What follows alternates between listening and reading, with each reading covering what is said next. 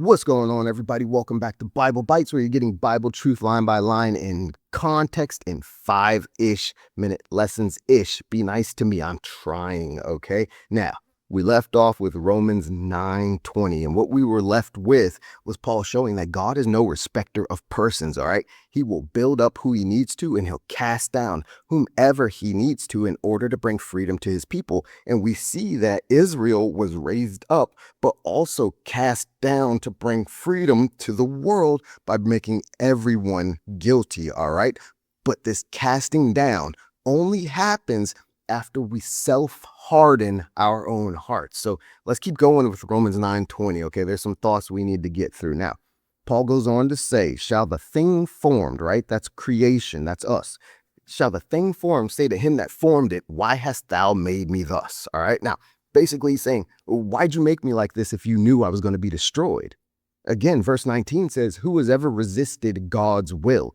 And why does he hold us at fault when he's the one that made us? All right. Now, here's the thought. We're seeing two different perspectives going on. All right. We see by scripture that God's mercy falls on whom he will. Yes, but the offer for it goes to everyone. If a person hardens their heart, then God will respect that, okay? And God will bless a hard-hearted rejecter by hardening their heart fully and permanently, so he can use that hate to bring himself glory and his people freedom. But Paul knows the Jewish-born audience is going to skip that part where God's offer was rejected, okay? Just like Pharaoh. So he's addressing this head on here. Yes, God is sovereign, but a free will choice, guys, still has to be made to reject or accept the call. God is omnipresent. He's not domineering. All right, let's keep going. Romans 9:21. Now, Paul goes on using a potter as an analogy. He says, he makes this assertion that the potter has power over the clay. Now, we can assume clay is people, right, by context, because remember, verse 20 ended with, why hast thou, God, made me thus?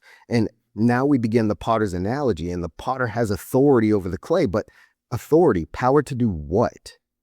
To make vessels to honor or to make vessels to dishonor? Okay, now notice something.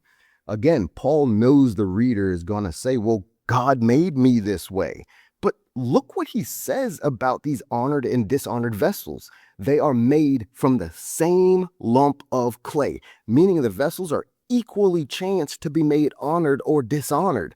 In our case, it comes down to who accepts the call, who does not harden their heart against God's offer for salvation through Jesus Christ. Okay, so rolling into 9:22, Romans 9:22, Paul makes a what-if revelation that God may have put up with dishonor from vessels fitted for destruction. Remember, the clay begins from the same lump, and there are vessels formed for, right, honor or dishonor fitted for destruction. But remember, God calls to everyone because the whole world is guilty.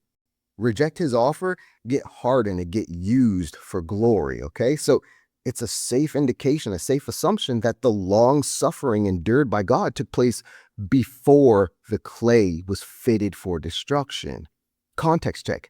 We're talking about Israel, the nation of Israel, okay? Remember, Paul begins with a heavy heart for his countrymen, and then we're revealed the truth about God's compassion. So by context, Israel, the nation, was a lump of clay that became fitted for destruction when they rejected God's righteousness manifested, Jesus Christ.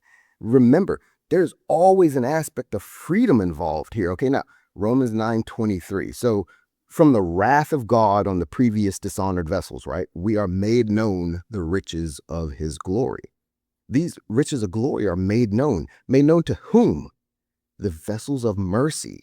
And we know by context these vessels are people, but we also know any people who receive glory from God are just before God. And the only people just before God are people who live by faith in Jesus Christ, Romans 1:17. So now these vessels of mercy are said to be prepared beforehand, right? Afore is beforehand. So this prior preparation was to lead to glory. Remember, Romans 8:28-31 explained God foreknew and predestined those called to ultimately glory.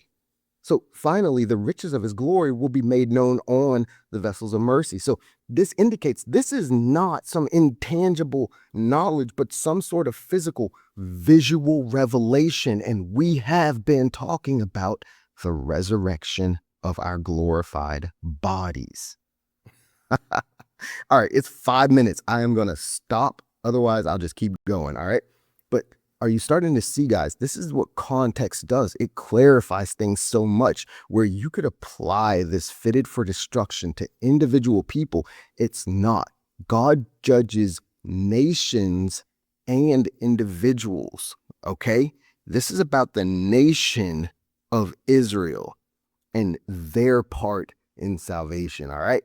Let's keep going next time. We're going to stay in this context. You're going to be mind blown when you start to just get the bigger picture of everything that's going on and the conversations taking place.